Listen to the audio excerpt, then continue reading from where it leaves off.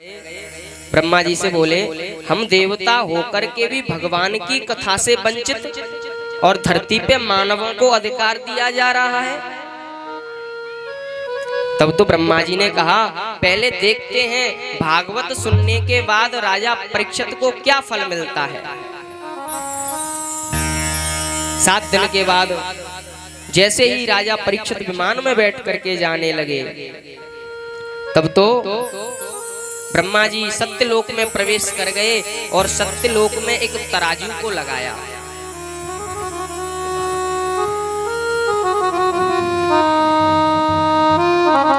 तराजू को लगाया और तराजू को लगाने के बाद एक पलड़े में रख दिए 17 पुराण, 6 शास्त्र, 4 वेद और एक पलड़े में केवल भागवत जी को रख दिया। रात्रि में दरवाजा बंद कर दिए सत्यलोक के। जैसे ही सुबह हुआ, गेट खोले, क्या देखा? लघु नन्यानि जातानि गौरवेण इदं महत् तदा ऋषिगणा सर्वे विस्मयं परमं ययु। एक बहुत बड़ा आश्चर्य देखा। 17 पुराण, 6 शास्त्र, 4 वेद, जितने भी धरती पे शास्त्र और पुराण हैं, सब भागवत जी के आगे हल्के पड़ गए। भागवत जी भारी बने रहे। उसी दिन ब्रह्मा जी ने घोषित कर दिया, ये भागवत कोई पोथी नहीं है, ये भागवत कोई पन्ना नहीं है, ये भागवत कोई श्लोक नहीं है। का ये भागवत है क्या? प्रत्यक्षम वांगमयम मूर्ति वर्धते कृष्ण एवहि। ये साक्षात ठाकुर जी की वांगमय प्रतिमूर्ति है भागवत। बोलबा के बिहारी लाल की। यानी कि साक्षात ठाकुर जी ने ही भागवत के रूप में अवतार लिया है। भागवत के दर्शन करना बांके बिहारी के दर्शन करने के समान है। अब तो हमारे शौनकाद ऋषि 88,000 ऋषियों ने प्रश्न कर दिया, महाराज एक बात बताओ, ये भागवत 7 दिन में सुनने की परंपरा कब से चली? पहले तो आदि अनादि काल तक भागवत चलती थी, 1-1 साल तक भागवत चलती थी, परंतु 7 दिन में भागवत चलने की परंपरा क्यों चली? ऐसा क्या कारण था? तब तो बताने लगे, सबसे पहले नारद जी ने 7 दिन में कथा श्रवण की। कहा, महाराज अयस्त्रस्य नारदस्य, ऐसे अयस्त्र नारद ने 7 दिन में कथा कैसे सुनी? नारद जी को तो शराप लगा है, वो 2.5 घड़ी से ज्यादा कहीं ठहर नहीं सकते। तब तो बताने लगे, अत्र ते कीर्तयिष्यामि भक्तयुक्त कथानकम् सुखेन मम प्रयुक्तक्षम रहस्यस्य विचार्यत। एक बार की बात, सनक सनंदन सनातन सनत कुमार, ये ब्रह्मा जी के सबसे बड़े पुत्र हैं और इनका काम है भगवान की कथा सुनना और भगवान की कथा सुनाना। देखो 4 भाई हैं, 3 श्रोता बन जाते हैं, 1 वक्ता बन जाता है, फिर दूसरा वक्ता बन जाएगा, फिर 3 कथा सुनने लगेंगे।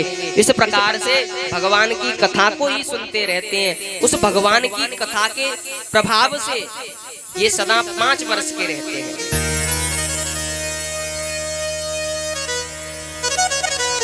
और हम सब लोगों के पूर्वज हैं, ये सबसे बड़े हैं, हमारे तुम्हारे सबके पूर्वज हैं।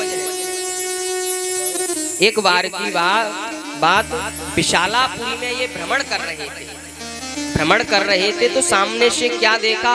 नारद जी महाराज चले आ रहे हैं। अच्छा ध्यान देंगे, जब हमारे सामने हमारे जैसा व्यक्ति आ जाए तो प्रसन्नता होती है। अरे ओहो, आज तो जैसे भक्त को भक्त मिलता है तो सोचता है आज भगवान का नाम लेवेगा, और चोर को चोर मिल जाए तो सोचेगा आज मिलकर के कहीं डांका डालेंगे,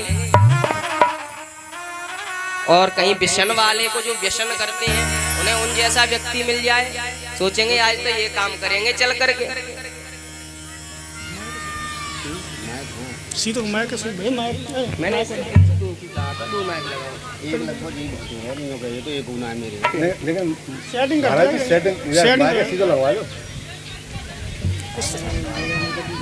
आवाज अपने आप चली जाती है। बोलो वृंदावन बिहारी लाल की। तब तो जैसे ही नारद जी को देखा प्रसन्न हो गए, ओहो आज तो भगवान का नाम लेंगे। परंतु पास में गए तो क्या देखा, आज नारद जी महाराज का मुख मलिन है। सबसे पहले नारद जी महाराज ने अपने 4 बड़े भाइयों को देख करके प्रणाम किया। जैसे ही प्रणाम किया, सनक सनंदन सनातन सनत कुमार एक स्वर में बोले, कथम ब्रह्मण दीन मुखा कुतश्चिंता तुरो भवान त्वरितं गम्यते कुत्र कुतश्च गगनं तव। अरे नारद, कथम ब्रह्मण दून मुखा, आपका क्या चोरी हो गया जो आपका मुख मलिन है? और दौड़े दौड़े कहां से आ रहे हो, भागे भागे कहां जा रहे हो? 4 बड़े भाइयों ने 4 प्रश्न कर दिए। तब तो कहने लगे, अरे नारद, तुमने तो अपने रहने के लिए कभी कुटिया भी नहीं बनाई, फिर तुम्हारा क्या चोरी हो गया? इतना मुख मलिन क्यों है? तब तो नारद जी महाराज बताने लगे,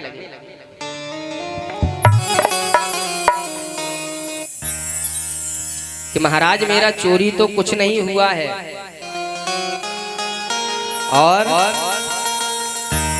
मैं भगवान का ही भजन करता हूँ। परंतु क्या हुआ, मेरे मन में लालसा हुई कि मैं जाकर के भगवान के धामों के दर्शन करूं। तो सबसे पहले मैं कहाँ गया?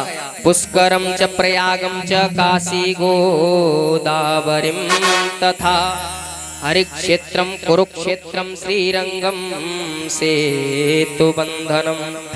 नारद जी महाराज बताने लगे, पहले मैं पुष्कर गया, फिर काशी गया, गोदावरी गया, हरिक्षेत्र गया, कुरुक्षेत्र गया, श्री रंगनाथ भगवान के दर्शन किए, परंतु मेरे इस मन को शांति नहीं मिली। अब तो मैंने सोचा शायद मैं गृहस्थों के यहाँ पे जाऊं तो मेरे मन को शांति मिले, परंतु महाराज मैं गृहस्थों के यहाँ पे गया, फिर भी गृहस्थों के यहाँ पे इतना कलेश मच रहा है, फिर भी मेरे मन को शांति नहीं मिली। महाराज फिर मैंने सोचा कि मैं संतों के यहाँ पे जाऊं, परंतु कलयुग में संत भी कुलसित हो रहे हैं। पाखंडनिता संतो विरक्ता सपरिग्रहा तरुणी प्रवृत्ता गे श्यालको बुद्धिदायका। यानी कि कलयुग में उसकी पूजा जाके नख और जटा विशाला ते प्रसिद्ध ते तापस प्रसिद्ध कलिकाला। यानी कि दुनिया तो रीजी है बाहर की सजनाई पे, और चांदी की बर्क चढ़ी है गोबर की मिठाई पे। यानी कि व्यक्ति चमक चमक को देख रहा है।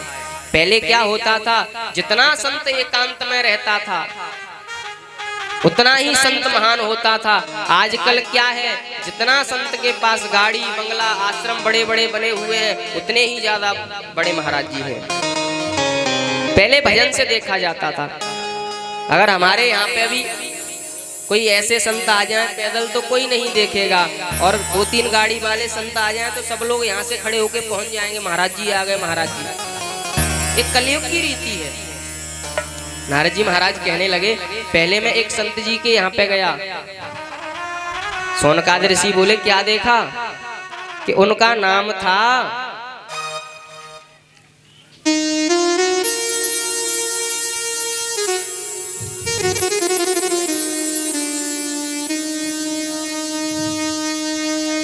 बोलो वृंदावन बिहारी लाल की जय।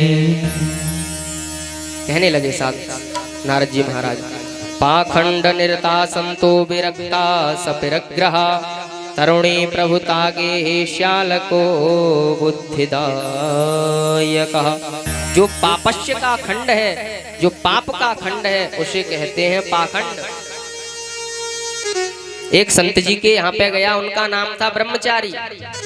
मैंने आश्रम में जाके देखा तो आश्रम में बड़ा ही शोरगुल्ला हो रहे थे, बहुत छोटे छोटे बच्चे खेल रहे थे। मैंने पूछा ये बच्चे किसके हैं, आश्रम किसका है? कि आश्रम है ब्रह्मचारी जी का। ये बच्चे किसके खेल रहे हैं? कि ब्रह्मचारी जी के। यानी कि नाम के ब्रह्मचारी हैं, तमाम बालक पैदा कर रखे हैं। फिर आगे चल के मैंने देखा कि बड़ा सा आश्रम बना हुआ है, हर एक कमरे में एसी वगैरह बहुत सारी व्यवस्था है।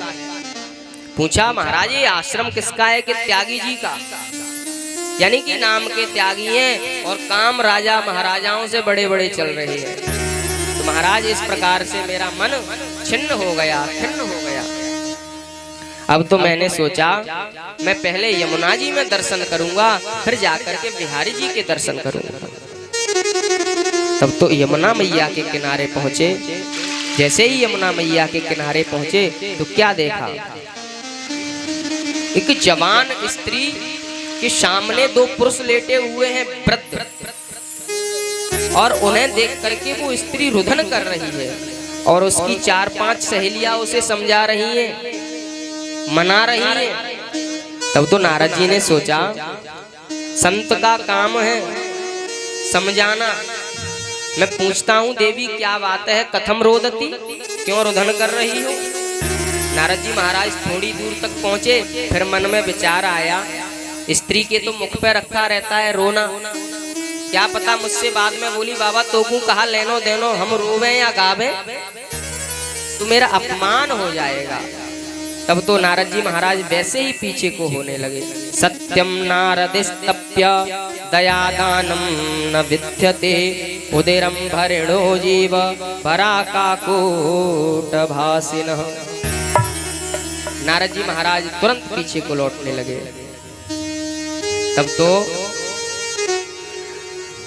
वहां से आवाज आई, भो भो साधु क्षणम तृष्टा मप्चिंता मपिदुर्मुखा भक्ति से तौ तौ तहरणे प्रपद्दो तत्रास्य माया तन्मुनीश्वर। अरे साधु दौड़े दौड़े कहाँ जा रहे हो? 1 मिनट मेरे पास तो आओ। जैसे ही भक्ति महारानी ने संत को बुलाया, नारद को बुलाया, तो नारद जी महाराज पहुंच गए। अरे देवी क्या नाम है आपका? आप क्यों रो रही हो? और ये आपके सामने बूढ़े बूढ़े बालक कौन है?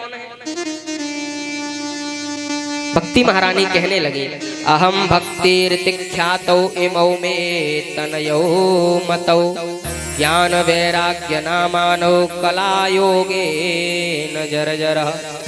का महाराज मेरा नाम भक्ति है और ये जो मेरे सामने लेटे हैं ये मेरे पुत्र हैं ज्ञान और वैराग्य। कहा महाराज मेरा दक्षिण भारत में मैं पैदा हुई, कर्नाटक में मैं बड़ी हुई और महाराष्ट्र आदि प्रदेशों में मेरा कहीं कहीं पे सम्मान हुआ, और कुछ जगह पाखंडियों से पीड़ित होकर के मुझे भागना पड़ा, अनेक प्रदेशों में घूमती रही। मैं जैसे ही वृंदावन में आई, धन्य है ये वृंदावन, वृंदावनम पुनः प्राप्या नवीने सुखरूपिणी। का महाराज धन्य है वृंदावन, वृंदावन में आकर के मैं तो जवान हो गई परंतु मेरे बालक वृद्ध हो गए। अच्छा वृंदावन में भक्ति बहुत है परंतु ज्ञान और वैराग्य को कोई नहीं पूछ रहा। वृंदावन में केवल भक्ति महारानी की जय जयकार है। और कहा महाराज अब आप ही बताइए, माँ जवान हो जाए, बेटे वृद्ध हो जाएं, तो उस माँ के ऊपर क्या बीतेगी? तब तो नारद जी महाराज कहने लगे, देवी आप निश्चिंत हो जाओ, मैं अभी इनको श्रीमद् भगवत गीता सुनाता हूँ।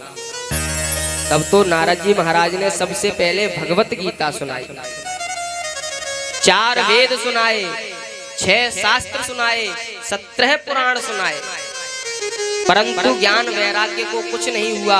यानी कि 1 मिनट के लिए उन्हें चेतना आई, पुनः मूर्छित हो गए। तब तो आकाशवाणी हुई, नारद सत्कर्म करो, नारद सत्कर्म करो। तब तो नारद जी महाराज ने कहा सत्कर्म किसे कहते हैं? तो आकाशवाणी बोली, कोई संत आकर के तुम्हें बताएंगे। अच्छा ध्यान देंगे, या तो हम जैसे डॉक्टर के पास दवाई लेने जाते हैं, या तो उस बीमारी का नाम पता हो हमको तो डॉक्टर को बता देंगे ये बीमारी हो रही है इसकी दवा दे दो, या फिर उस दवाई का नाम पता हो। परंतु नारद जी महाराज को तो कुछ नहीं पता। तब तो नारद जी महाराज घूमने लगे। घूमते घूमते क्या देखा, सामने से 4 संत आ रहे हैं। यहीं से तो अभी हमने कथा श्रवण की, नारद जी महाराज को 4 संत मिले। तब तो बताने लगे, अरे नारद, तुम हो तो महान ज्ञानी परंतु भोले बहुत हो। का नारद, जब तुमने 17 पुराण 4 वेद सुनाए तभी तुम श्रीमद् भागवत को सुना देते तो ज्ञान वैराग्य पुनः नवीन हो जाते। नारद जी महाराज बोले, महाराज जब मैंने वेद सुना दिए, ये भागवत कहाँ से निकली है? का वेदों में से। जब मैंने वेद सुना दिए तो फिर वेदों के फल का क्या आवश्यकता? तब तो शौनकाद ऋषि कहने लगे, नारद ध्यान से सुनना। जैसे हम घी बनाते हैं, घी कैसे बनता है, किसमें से निकलता है? दूध में से। लेकिन दूध में दिखाई देता है घी? नहीं देता। उसके लिए क्या करना पड़ता है? पहले दही जमाना पड़ता है, फिर उसका मंथन करना पड़ता है, तब जाकर के वो घी निकलता है। ठीक उसी प्रकार से ये जो भागवत है ये निचोड़ है वेदों का। तब तो आज नारद जी महाराज समझ गए और जैसे ही बद्रीनाथ में सब संत मिलकर के कथा सुनने लगे और सनक सनंदन सनत कुमार 4 ऋषि गद्दी पे विद्यमान हो गए। भगवान की कथा होने लगी। अब जैसे ही पहले दिन की कथा हुई तो ज्ञान वैराग्य कहाँ है? वृंदावन में। कथा कहाँ चल रही है? बद्रीनाथ में। लेकिन उस भागवत के प्रभाव से वृंदावन में उनको असर पड़ रहा है।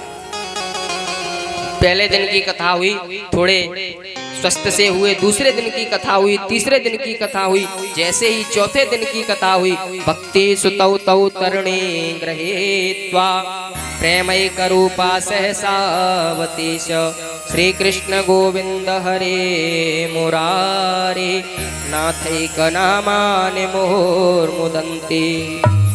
भक्ति महारानी अपने दोनों पुत्रों को ले जा करके कथा पंडाल के मध्य में आकर के ताता थैया करके नचने लगे।